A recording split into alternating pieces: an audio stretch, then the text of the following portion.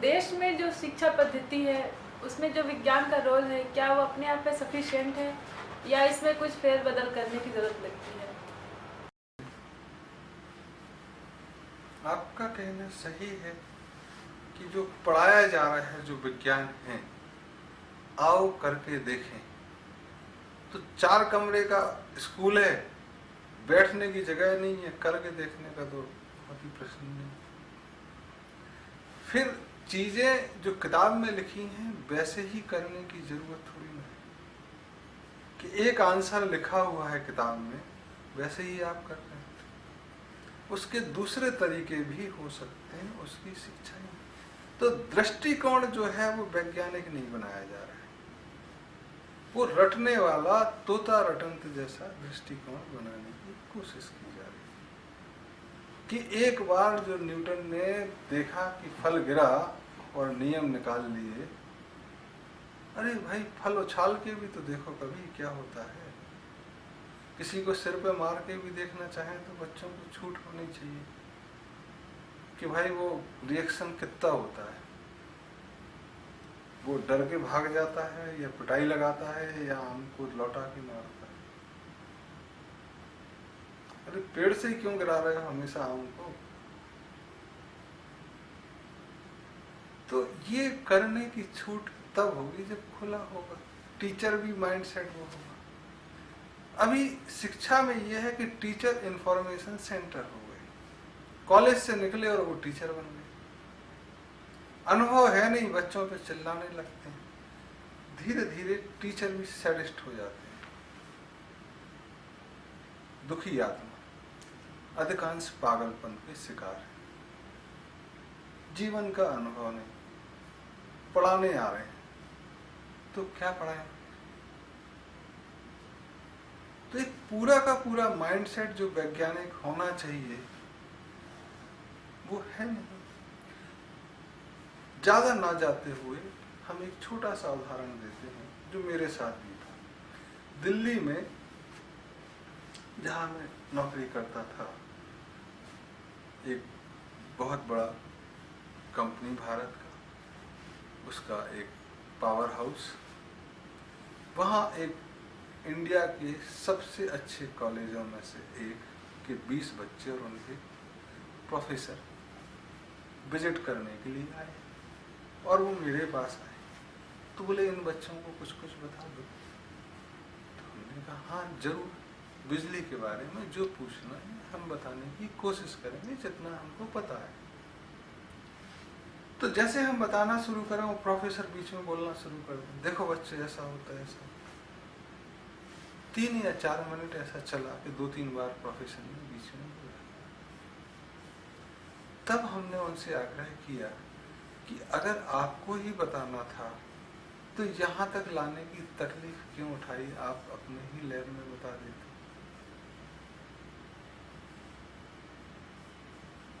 तब उन्होंने कहा नहीं वहाँ पे पावर प्लांट नहीं था ना। तो मैंने कहा फिर अगर आए हो इस कारण तो अब थोड़ी सी चुप्पी साधो, जितना आप बता रहे हो। तब उन्होंने कहा कि हम आपकी ही कंपनी में 2-4 वर्ष काम नहीं किए। मैंने कहा तब तो आपको और भी चुप रहना चाहिए था, अपने साथी की सामर्थ्य पर भरोसा रखना चाहिए था और इस बात पर भी भरोसा रखना चाहिए कि 10-15 वर्षों में कुछ बदला होगा जो शायद आप भूल रहे होंगे बताना। तब वह जो टीचरों का दृष्टिकोण है वो वैज्ञानिक नहीं रहा, वो एक सुपर डुपर समझने की कोशिश की मुझे सब ज्ञान है और जो फील्ड में काम कर रहा उसको कुछ नहीं। जबकि फील्ड में काम करने वाला भी बारीकियों को समझता है। कई बार तो ऐसा भी कहते हैं कि जब नौकरी पे लोग आते हैं कि चलो पढ़ के आ गए, एक माइंड सेट तुम्हारा डेवलप हो गया, लेकिन इस बात का ध्यान रखो कि जो तुमने पढ़ा है ना उसमें से सिर्फ 10% ही यहाँ काम आएगा। और कई बार वो 10% कॉलेज नहीं पढ़ाते, जो 90% वो पढ़ाते हैं वो इंडस्ट्रीज में काम नहीं आता और 10% वो पढ़ाते नहीं जो काम आना है। लोग इंडस्ट्री से रिटायर हो जाते हैं, कायदे से उनको कॉलेज में जाना चाहिए, और पढ़ाने में बहुत मेहनत तो करनी नहीं। तो 60 बरस की उम्र में टीचरों को कॉलेज में जाना चाहिए, जबकि वो रिटायर होते हैं। उनके लिए नौकरी है। पढ़ाने के लिए एक सहिष्णुता, एक साहस, एक धैर्य और बच्चों को आगे बढ़ाने की इच्छा होनी चाहिए, सहृदय होना चाहिए। ऐसे लोगों को जिनको अनुभव है उनको पढ़ाना चाहिए। तब वह बताएंगे कि वैज्ञानिक दृष्टिकोण होता क्या है, क्योंकि जीवन में उन्होंने करके देखा है। और विज्ञान आओ करके देखे, क्या, क्यों, कैसे, आपके क्लासरूम से नहीं चल सकते। तो जो पूरा का पूरा माइंडसेट है, और केवल भारत की बात नहीं कर रहे, ये कमोबेश अधिकांश देशों में है, एक आध दो को छोड़ के। जैसे जर्मनी का एक इंस्टीट्यूट का नाम सुना है, max Planck institute of social science.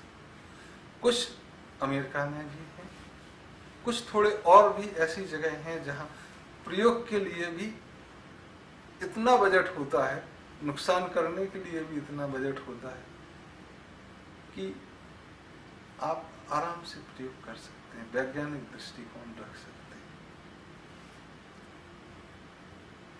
तो ऐसे यूनिवर्सिटीज हैं कि जिनका पूरा का पूरा बजट भारत की कई बड़ी कंपनियों से ज्यादा है, सिर्फ R&D के क्षेत्र में, वो यूनिवर्सिटी है। तो ऐसा दृष्टिकोण हमको भी रखना होगा। स्कूलों में खेलने की जगह है नहीं, वो कहते हैं हॉर्स राइडिंग कराते हैं और वो लकड़ी के घोड़े पे बिठा देंगे बच्चों को। सर्व शिक्षा अभियान, एक ही कमरे में कक्षा 1 से 5 तक की पढ़ाई, ये पढ़ाई का मजाक उड़ाना है, मखौल उड़ाना है। चाइल्ड लेबर नहीं आए तो बच्चों को पढ़ाओ, और एक कमरे में कक्षा 1 से 5 तक की पढ़ाई, बच्चों को पालन करने का तरीका है। इससे बेहतर तो वह होता कि वह खेत में माँ बाप के साथ जाते और पानी कैसे डाला जाता है, मिट्टी कैसे रोपी जाती है, सूखी पत्तियां हटाने से क्या फायदा होता है, वह कम से कम जो उनके पारिवारिक ज्ञान है उसका अनवरत बहाव जो होना चाहिए था, उसमें साक्षी होते, उसमें शामिल होते, तो कुछ सीखते ज्यादा। तो ये सर्व शिक्षा अभियान, ये चाइल्ड लेबर एक्ट, इन्होंने बंटाधार किया है। एक जो पारिवारिक ज्ञान था, वैज्ञानिक दृष्टिकोण था उसके पीछे, उसको और ऐसी चीजें पढ़ाने लगे कि जो कभी देखने को नहीं मिलती। हम अपने अनुभव से कह सकते हैं जीवन के कि जितना हमने पढ़ा है उसमें से कई किताबों के नाम भी हमको याद नहीं होना चाहिए। 5 साल इंजीनियरिंग में जितनी किताबें हमने पढ़ी हैं उसमें क्या लिखा है तो भूल ही गया मैं। और मैं एक ऐसा नहीं कि एक अच्छे पद पे कार्य नहीं कर रहा, कार्य भी करूं, उनकी कभी जरूरत ही नहीं पड़ी। तब दृष्टिकोण कैसे डेवलप होगा? ना कोई एक एग्जीबिशन लगती है बच्चों की, ना कोई टीचर और बच्चों का आपस में मिलाव होता है कि ये टीचर से हमको पढ़ना है, या ये बच्चे को हम लेंगे तो इसको बढ़िया पेंटर बना देंगे, पेंटिंग में जितने वैज्ञानिक दृष्टिकोण है वो सब सिखाएंगे इसको, म्यूजिक में जितना विज्ञान है वो सब सिखाएंगे। तो न टीचर और स्टूडेंट का समावेश है, न उनको इच्छाओं के अनुसार चलने की एक प्लेटफॉर्म है कि वहां वो मिल सकें और चल सकें, और उनको सरकार पैसा दे सके। तो पैसा भी खर्च हो रहा है, वो नाली में बह रहा है। बच्चे परेशान हैं पढ़ने के बाद कि इतना पढ़ लिया, पूछोगे तो पता नहीं। टीचर परेशान है कि बच्चे सुनते नहीं, हमको नौकरी करनी। और बुजुर्ग परेशान है कि हम खाली बैठे हैं, हमारे पास जीवन का अनुभव है, हमसे कोई सुनने वाला है। तो पूरे के पूरे दृष्टिकोण में दृष्टि गलत हो गई है, एक कोण बन गया है, और जब भी एंगल देखोगे तो प्रॉब्लम होगी। पूरी दृष्टि के साथ पुनः एक वैज्ञानिकता लानी होगी, उसके बारे में सोचना होगा। शिक्षा जरूरी है, क्या क्लासरूम की ही शिक्षा होती है? क्या खेत में शिक्षा नहीं हो सकती? क्या माँ बाप शिक्षा नहीं दे सकते? और शिक्षा चाहिए किस लिए? एक छोटी सी चीज है, commonality of understanding and commonality in expression, कि हम एक चीज को कहें तो आप भी वही समझें और आप जो कहें वही, और समाज में ऐसा एक समाज बने जिसमें कि आप जो कह रहे हो वो सामने वाला समझ सके। तो भाषा का ज्ञान और छोटा छोटा ज्ञान देना जरूरी होता है। भाषा तो बच्चे सीख ही जाते हैं, गणित वगैरह का बेवकूफ ना बने कभी, इसके लिए जरूरी। तब ये ज्ञान जब समय आ जाए, जरूरी नहीं कि 3 साल के बच्चे को भेजा जाए, माँ बाप करें। तो जीवन को क्लिष्ट बनाने की जरूरत नहीं है। 5-6 साल बच्चे को घर में रखें, पढ़ाएं।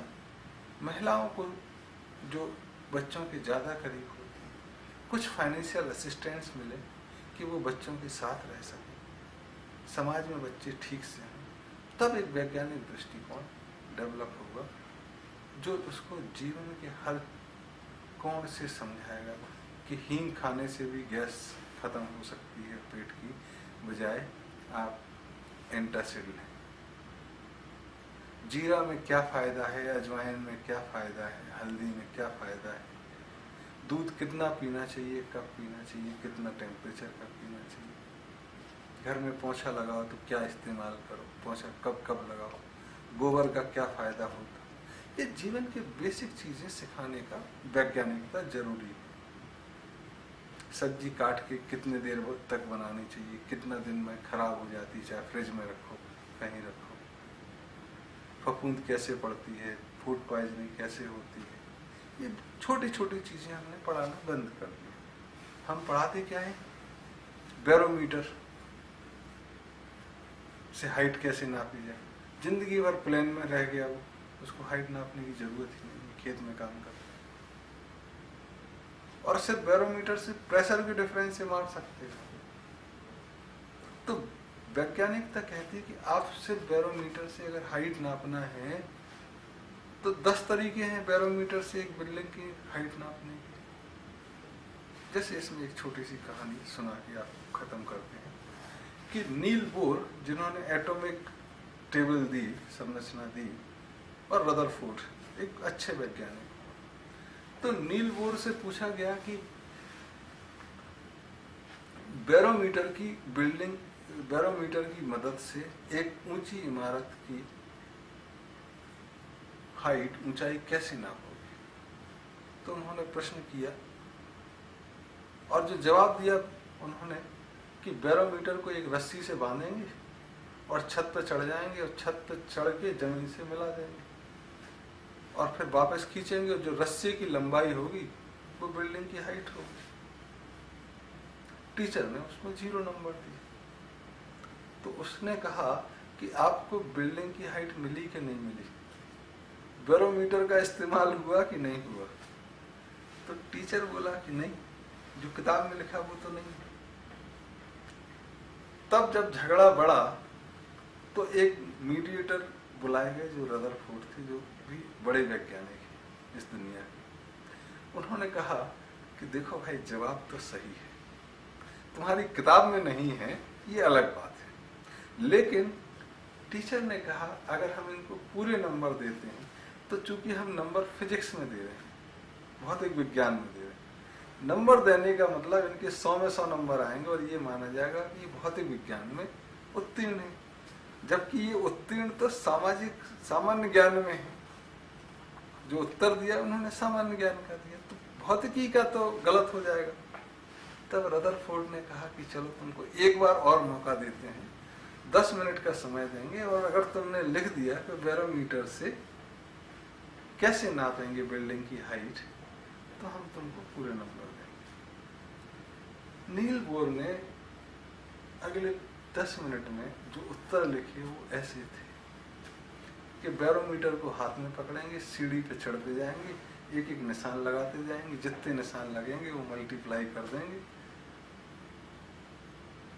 और मल्टीप्लिकेशन बिल्डिंग की हाइट होगी।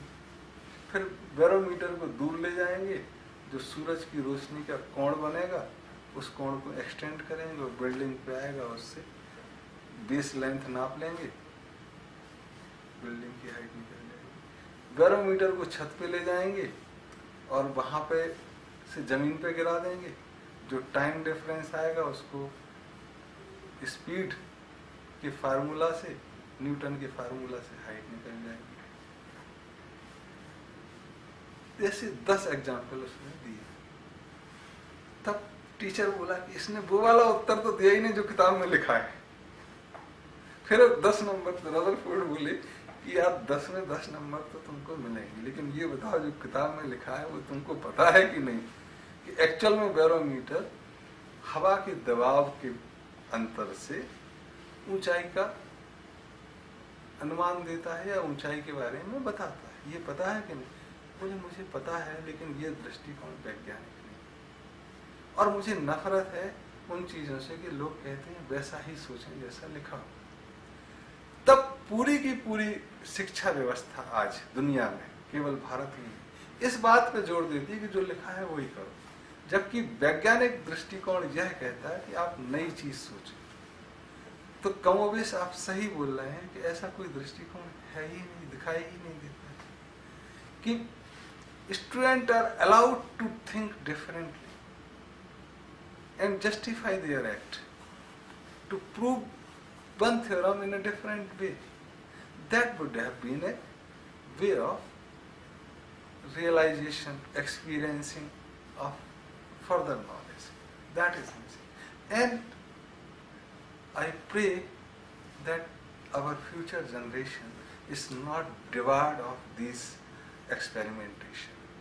They will be given, they should be given free and fair chance and sufficient exposure and facility wherein they can experiment and they can learn Vigyan, not only bookish knowledge, blind knowledge which is called science, but Vigyan, realization of good and bad, and further exploration and experience.